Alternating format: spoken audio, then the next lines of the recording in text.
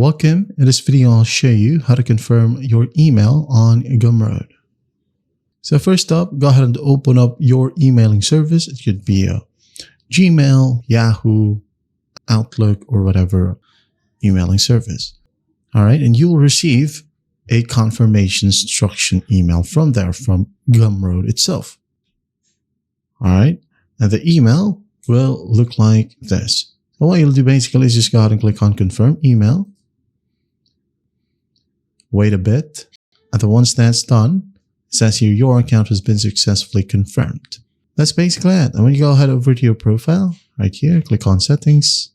Everything now is available and you don't need to click on verify or any other confirmation messages right here.